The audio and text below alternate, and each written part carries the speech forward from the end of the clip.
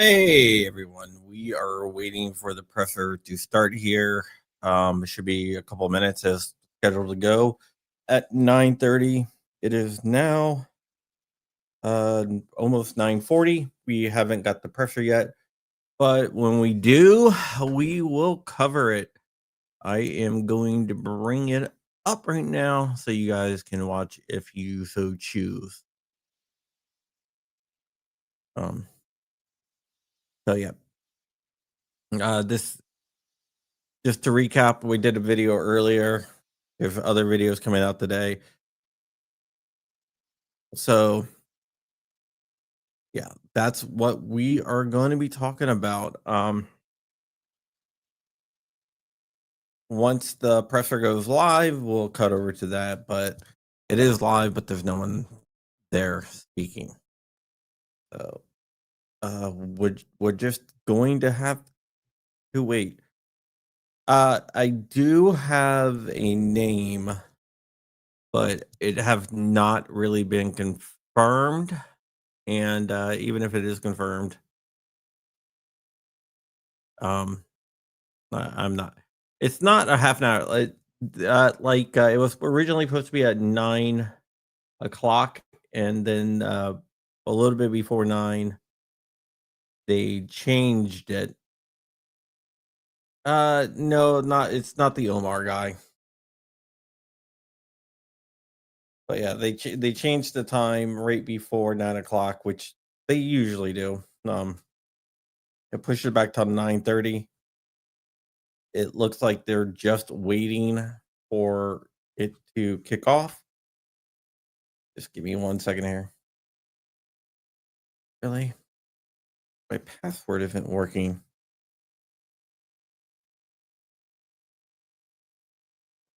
Now it wants to confirm my identity. Of course it does. Why wouldn't it?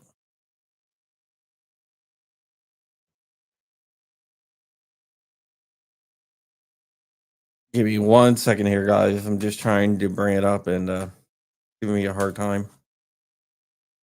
Asking me for passwords, two-factor authentication, and everything else.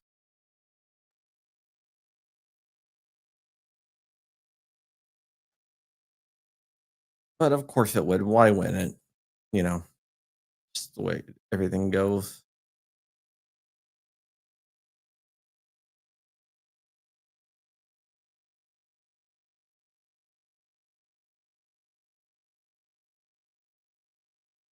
And now it's saying it can't play at this time. Awesome.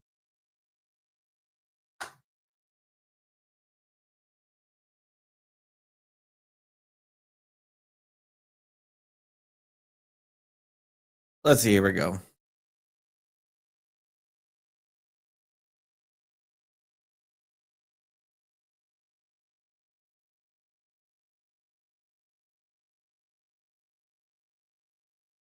All right, I got something's going on here. Sorry. Don't worry, I got to back up.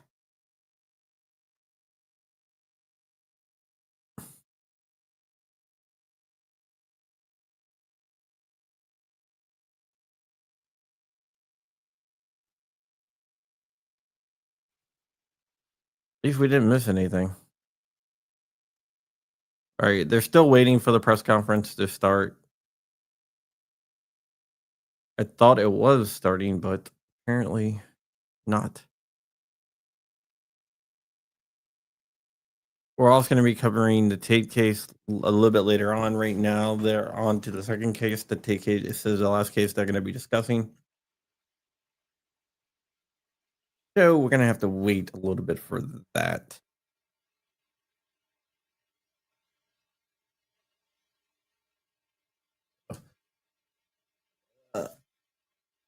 While that is going, let's go here and just try to get everything up.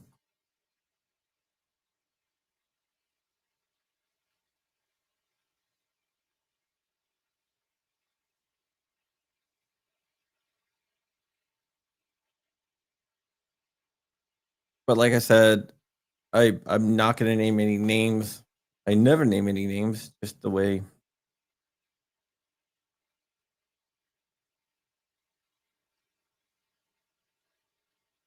to do it, and yeah, we're gonna have to roll with the backup system here.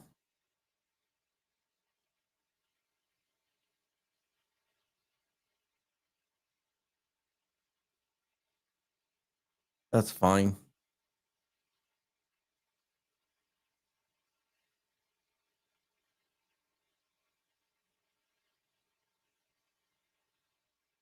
Some reason there is a big black box on the side. I don't know what the hell that is about, but whatever. This is happening in Utah. Utah slag has a beehive on it because they're known for honey.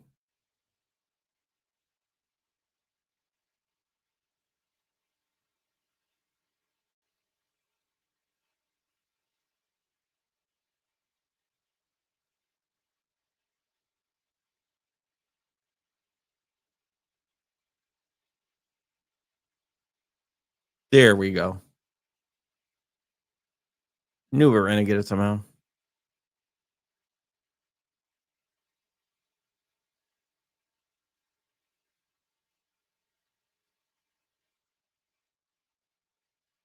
But right now we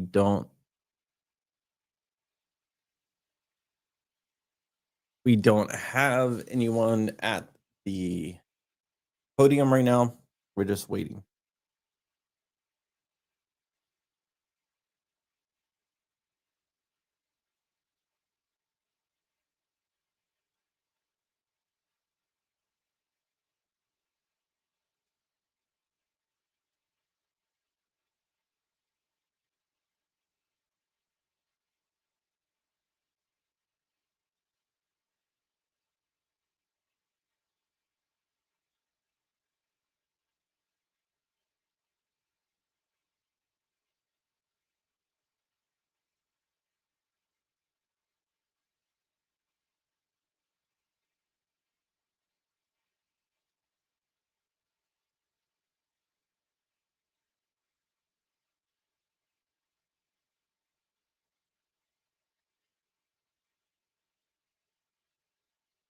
I'll put this on full screen. I'll be back. Not me. Uh,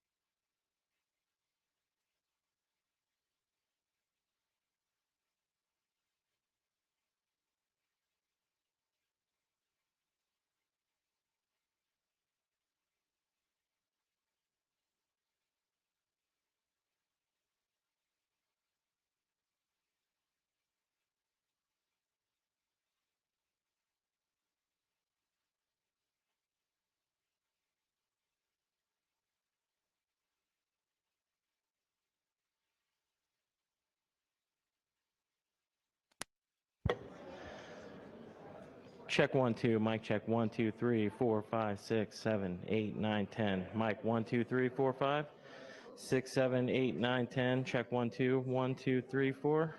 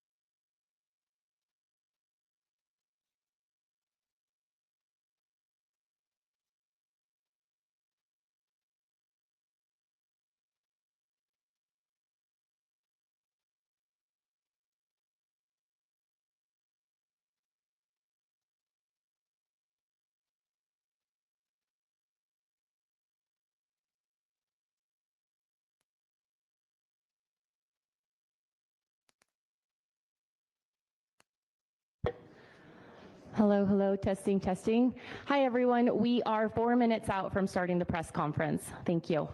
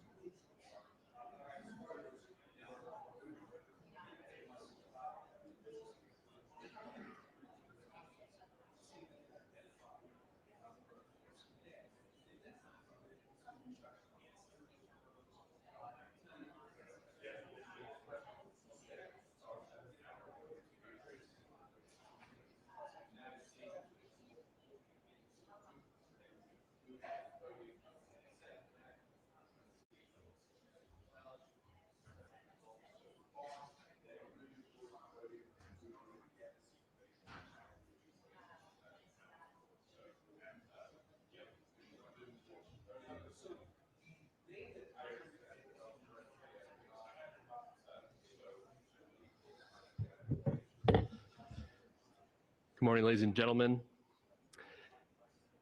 At today's press conference, we will hear from Governor Cox, FBI Director Kash Patel, and Sheriff Mike Smith. We also have with us Utah DPS Commissioner Bo Mason, Lieutenant Governor Deidre Henderson, FBI Special Agent in Charge Robert Bowles, and local and federal law enforcement partners. Following the remarks today, Governor Cox, Director Patel, and Commissioner Mason will take questions. Thank you.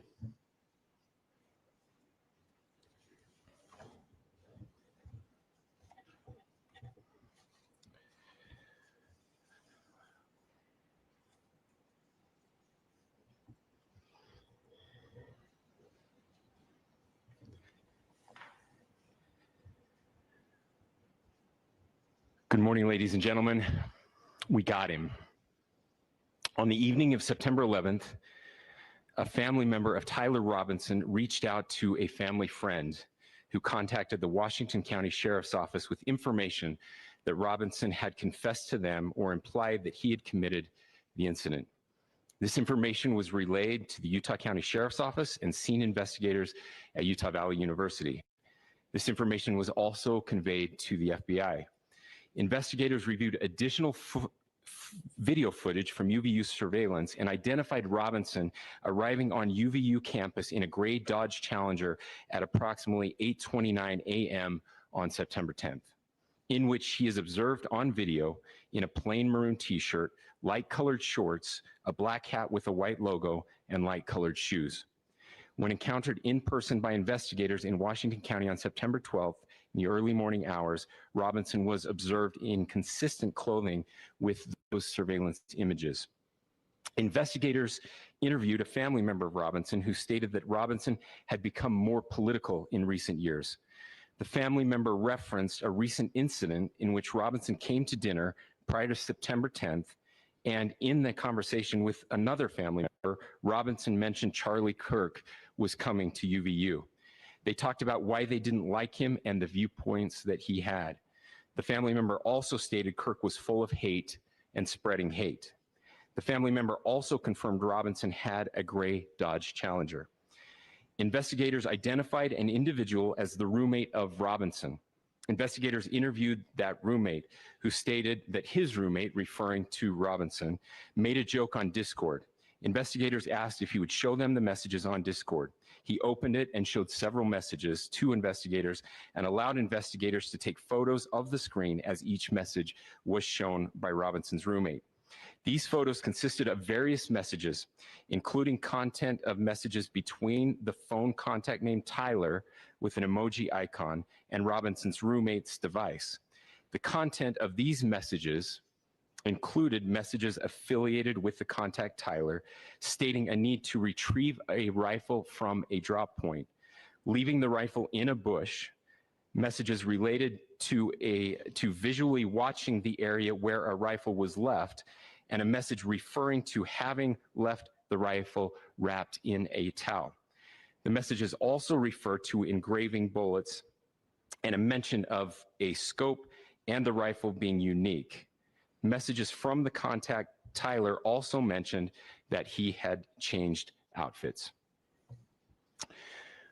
I know there's been speculation as well as to the writing on those casings, those bullet casings, and I believe we have that as well. And I will share that with you now. So the area north of Campus Drive Road where the suspect crossed over, you saw some of that in the video that we released last night, consists of a grassy area with trees on the edge of the UVU campus. Investigators discovered a bolt-action rifle wrapped in a dark-colored towel. The rifle was determined to be a Mauser Model 98 30-06 caliber bolt-action rifle. The rifle had a scope mounted on top of it. Investigators noted inscriptions that had been engraved on casings found with the rifle. Inscriptions on a fired casing read, "Notices, bulges, capital OWO, what's this, question mark." Inscriptions on the 3 unfired casings read, "Hey fascist, exclamation point, catch, exclamation point."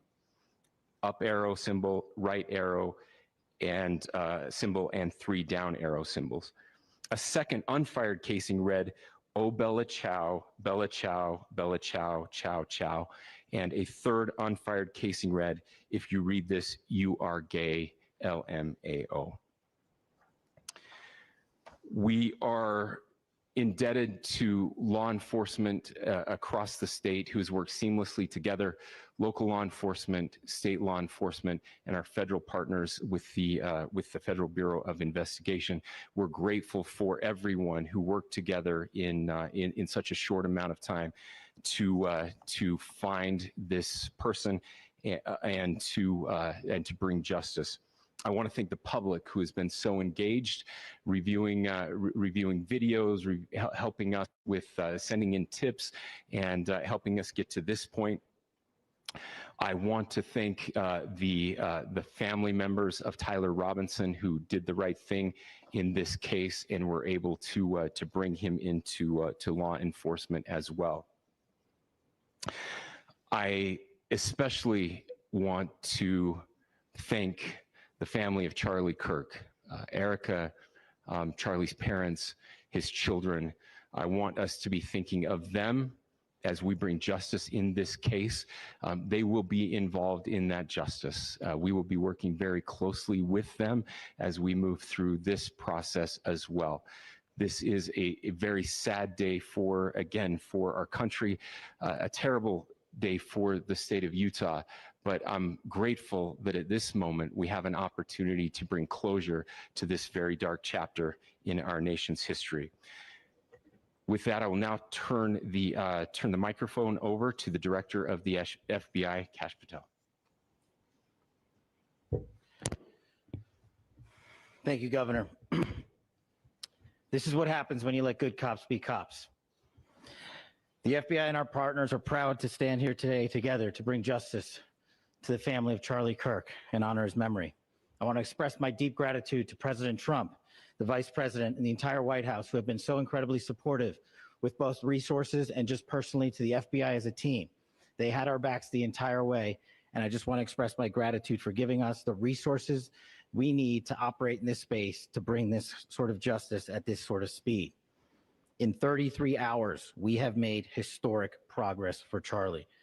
Governor Cox, our partnership has been absolutely incredible these last few days. Our partnership will endure.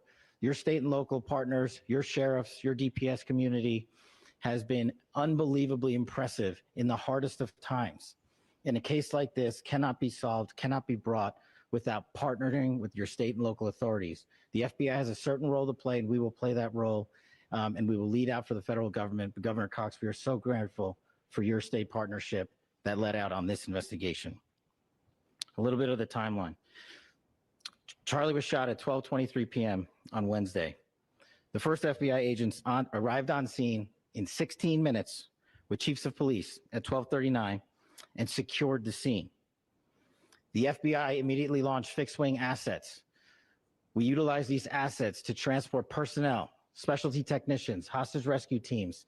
We also utilize these assets to go back and forth from the East Coast and here in Utah to transport forensic evidence and other evidence that will be analyzed and is being analyzed at our FBI laboratories in Quantico and other laboratories, including the ATF. At my direction, the FBI released the first set of FBI photos of the suspect at 10 a.m. local time on 9/11. Then, shortly thereafter, the FBI reward of $100,000 was released at 10:45 a.m. local. Myself and Deputy Director Bongino arrived on the scene at approximately 5:30 p.m. on 9/11. The governor led a press conference last night at approximately 8 p.m., where at my direction, the FBI released a never-before-seen video of the suspect. We also released new images to the public of the suspect.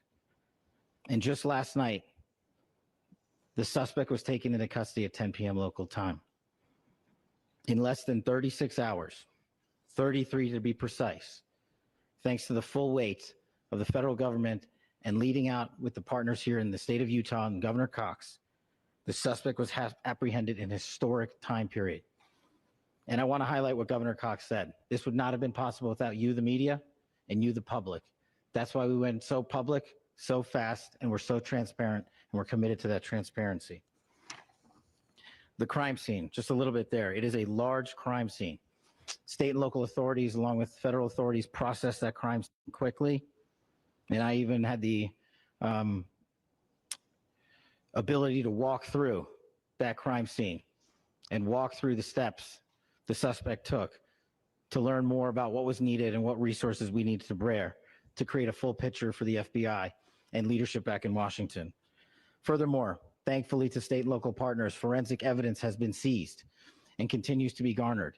Forensic evidence has already been evaluated at FBI laboratories in Quantico and state and local authorities here. We will continue to process evidence as we see it, as we collect it, and we will continue to deliver to Governor Cox and his team. Last night, we had a total of approximately 7,000 leads. As of this morning, thanks to your great work, we have over 11,000 leads that were called in to the FBI. And we are running out every single lead that we can. Every one of those leads will be run out. The arrest is a testament to the dedication of good law enforcement being great and partnerships in law enforcement, which I've tried to highlight as my tenure as the director of the FBI. There is no better relationship for law enforcement than the FBI to partner with state and local authorities, and you've seen it here in these last few days. The FBI Salt Lake field office, along with our offices in LA, Phoenix, Denver, San Antonio, Las Vegas, Pittsburgh, Buffalo, our headquarters component in Quantico, all participate in the FBI. I want to express my deep gratitude to the employees of the FBI, the men and women, the evidence response team tacticians, the special operators, the agents, the support staff. You have done monumental work in historic time when the public, who had a right to demand such an expeditious solving of an investigation, the FBI answered that call diligently, critically important to our nation, and we delivered. And I'm proud to be their leader, and I'm proud to be the director of the FBI. This is a very much an ongoing investigation, as the governor said, and we will continue to work with state and local authorities to develop the investigation, to provide them the evidence they need for their ongoing prosecutions, and we will be here to answer every call they absolutely have, as long as it takes, for as long as we need to find and apprehend whatever suspects were involved in this crime. Lastly, to my friend Charlie Kirk, rest now, brother. We have the watch, and I'll see you in Valhalla.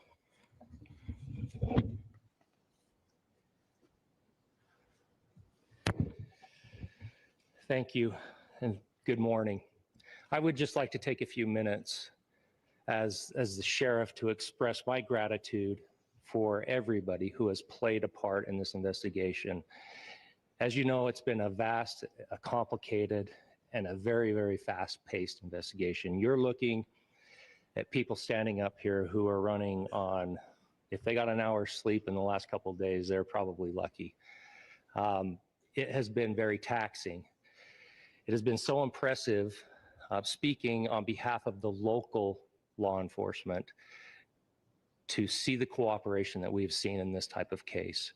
Across the state, sheriffs, chiefs, our state partners have stepped up and have come to the call on anything that we needed. Our county chiefs have been phenomenal. Our Utah County Attorney, Jeff Gray, who's standing up here with us, has been phenomenal in leading us through this investigation. I would like to thank the federal government for their resources, their assets. Our local team here, our FBI team, has been extraordinary in helping us work through this and bring this person to justice. Most of all, I would like to thank the public, and specifically, I would like to thank the public who turned to prayers and who turned to positiveness for us. I would like to thank them on behalf of the law enforcement community, because we needed those prayers. That's what we needed to get through this. We needed your support, and you gave it to us. We needed your patience, and you gave it to us. And I would like to thank you for the Kirk family, because that's what they need, is your support and your prayers, and that will get us through all of this. So thank you everybody for everybody that have stepped up. We've had such a phenomenal response to this. Thank you.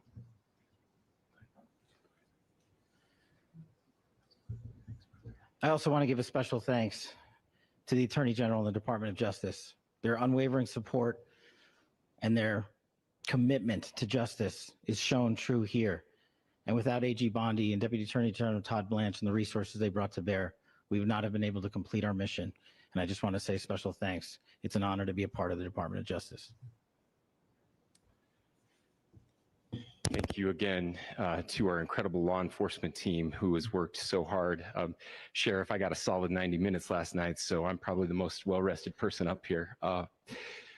Ladies and gentlemen, I get the microphone, so I hope you'll permit me a moment just to share a few more thoughts about where we are and how we got here and maybe a little bit of where we go from here. I don't want to get too preachy, but I think it's important that we, with eyes wide open, understand what's happening in our country today.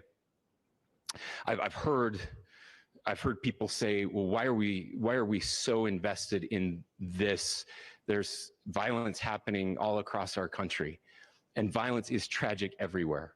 And every life taken is a child of God who deserves our love and respect and dignity.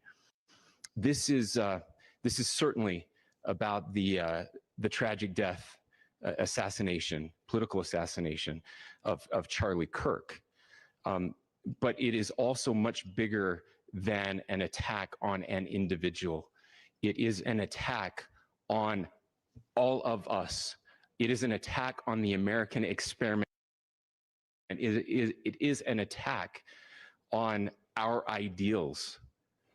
This cuts to the very foundation of who we are, of who we have been, and who we could be in better times. Political violence is different than any other type of violence for lots of different reasons. One, because in the very act that Charlie championed of expression, that freedom of expression that is enshrined in our founding documents, in having his life taken in that very act, makes it more difficult for people to feel like they can share their ideas, that they can speak freely. We will never be able to solve all the other problems, including the violence problems that people are worried about, if we can't have a clash of ideas safely and securely. Even, especially those ideas with which you disagree. That's why this matters so much. Over the last 48 hours, I have been as angry as I have ever been, as sad as I have ever been. And it was, as anger pushed me to the brink, it was actually Charlie's words that pulled me back. I'd like to share some of those. And specifically right now, if I could, I need to talk to the young people in our state, in my state, and all across the country. As President Trump reminded me, he said, you know who really loved Charlie? The youths. And he's right. Young people loved Charlie, and young people hated Charlie. And Charlie went into those places anyway. And these are the words that have helped me. Charlie said, when people stop talking, that's when you get violence. He said, the weak can never forgive. Forgiveness is the attribute of the strong. The only way out of the labyrinth of suffering is to forgive. Welcome without judgment, love without condition, forgive without limit. He said, always forgive your enemies. Nothing annoys them so much. A few months ago, I referenced this last night, Charlie posted to social media, when things are moving very fast and people are losing their minds, it's important to stay grounded. Turn off your phone, read scripture, spend time with friends, and remember, internet fury is not real life. it's going to be okay. He again said, when you stop having a human connection with someone you disagree with, it becomes a lot easier to commit violence. He said, what we as a culture have to get back to is being able to have a reasonable agreement, where violence is not an option. Now, again, to my young friends out there, you are inheriting a country where politics feels like rage. It feels like rage is the only option. But through those words, we have a reminder that we can choose a different path. Your generation has an opportunity to build a culture that is very different than what we are suffering through right now. Not by pretending differences don't matter, but by embracing our differences and having those hard conversations. I think we need more moral clarity right now. I hear all the time that words are violence. Words are not violence. Violence is violence. And there is one person responsible for what happened here. And that person is now in custody and will be charged soon and will be held accountable. And yet, all of us have an opportunity right now to do something different. I want to thank my fellow Utahns. This bad stuff happens. For 33 hours, I was praying that if this had to happen here, that it wouldn't be one of us, that somebody drove from another state, somebody came from another country. Sadly, that prayer was not answered the way I had hoped for, just because I thought it would make it easier on us if we could just say, hey, we don't do that here. And indeed, Utah is a special place. We lead the nation in charitable giving. We lead the nation in service every year. But it did happen here. And it was one of us. But I want you to look at how Utahns reacted the last 2 nights.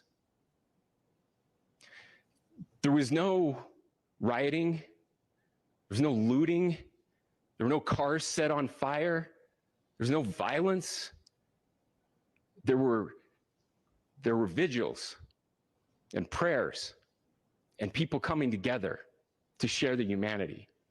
And that, ladies and gentlemen, I believe is the answer to this. We can return violence with violence. We can return hate with hate.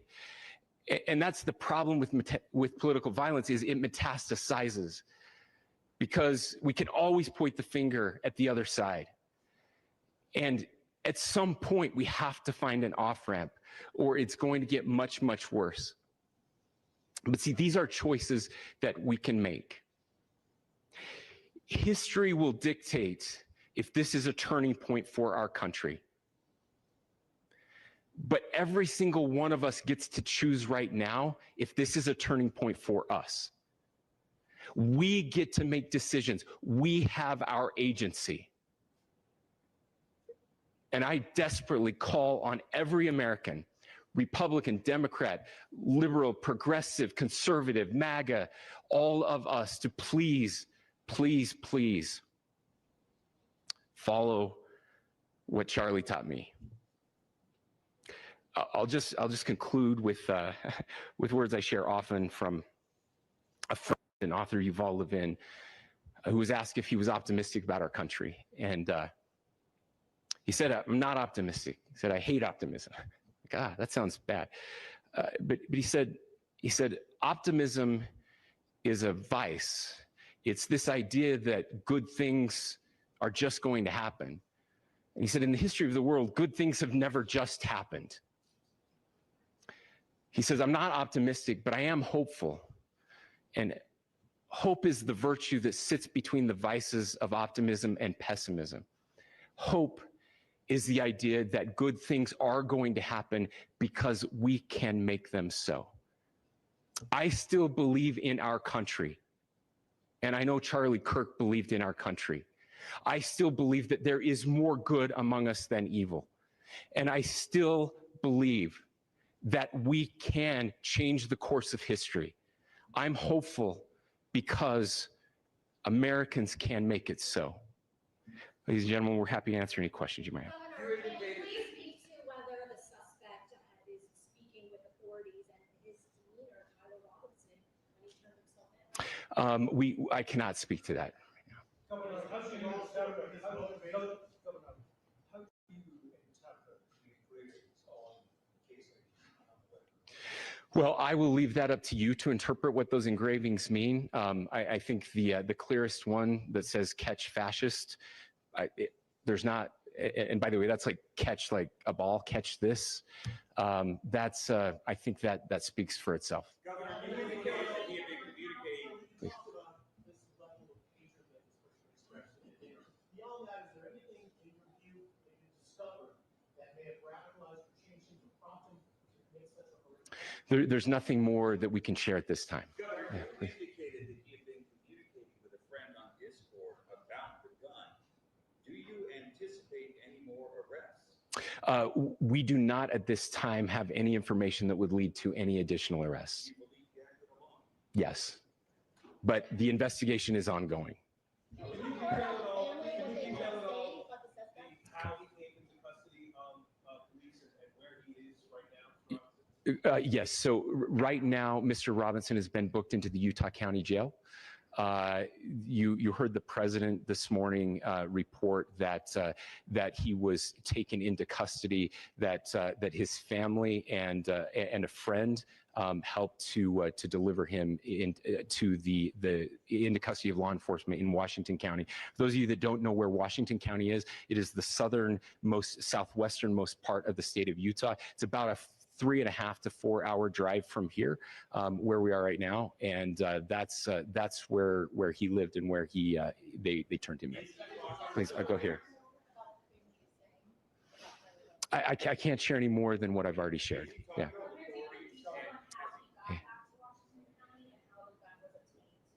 So how we obtained the gun? The gun was found here. Yeah, so I don't have much more details on that. We do know that he drove. We had his car here on campus, and then we had his car going south back to the St. George. It's actually the city of Washington in Washington County. Is he talking with authorities and did he discuss a motive? I'm sorry? We don't have any information that would lead us to believe that. Yes, in fact, it was just released. Yes. I can't answer that right now. Yeah, thank you. Over here.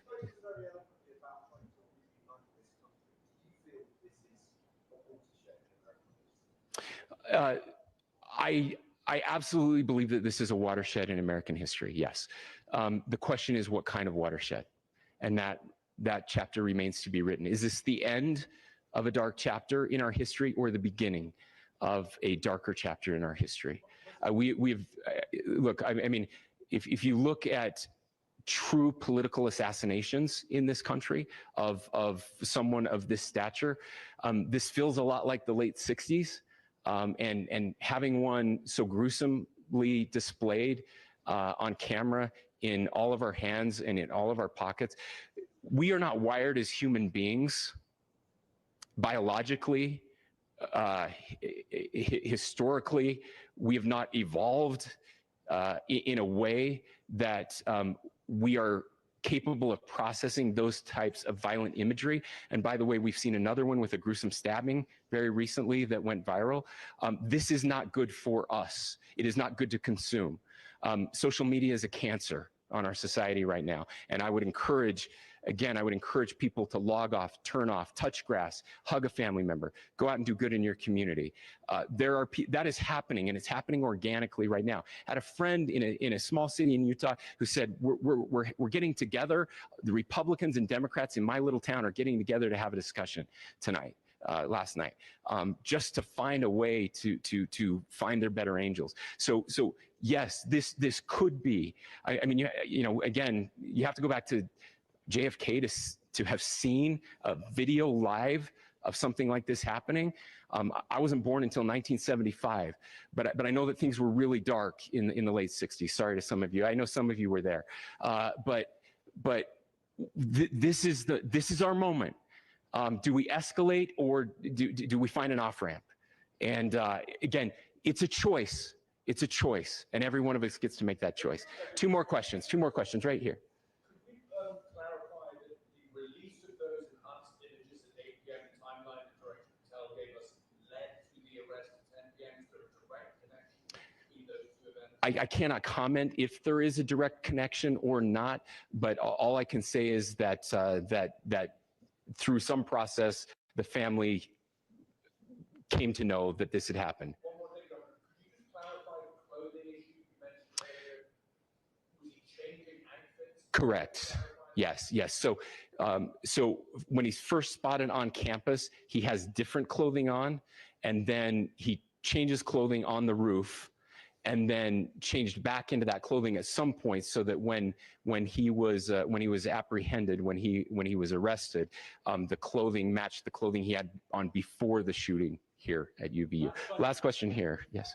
Suspect was fresh from Can you kind of tell us a little bit more about where, and was he a student here at this university, and is there any history of mental illness? Yeah. So I don't have any information on the mental illness part. He was not a student here at UVU. He was living and had lived for a long time with his family in Washington County, in the southernmost part of our state. Thank you, everyone, for your great work in getting this information out. I just say, process-wise, this may be important. I know many of you aren't familiar with the process in Utah. I think it's important that you understand that. Basically, we have 3 days for charging documents to be filed. A CI will be filed. We'll have more information then, more detailed information as those charging documents are filed in preparation for a preliminary hearing. So 3 days. So we would anticipate then that early next week those charging documents will be filed. We will obviously be working. The county attorney will be working very closely with Mr. Kirk's family as those documents and decisions are prepared and made. Thanks, everyone.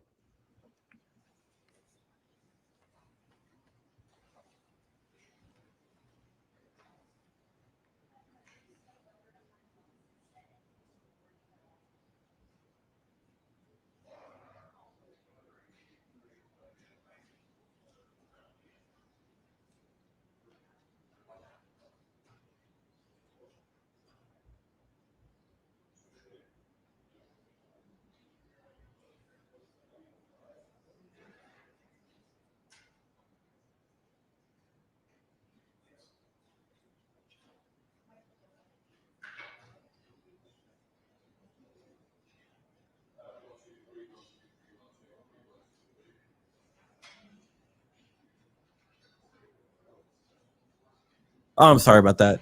That they referenced Bella Ciao. Bella Ciao was a song from like the World War II era, when the anti-fascists, which is who Antifa is named for, basically use that as one of their rallying songs. It means a beautiful goodbye, and it basically references to go off and fight and die for your cause. So yeah, that's it. All right, we'll be back whenever the court gets to Kate's case. I will see you guys later.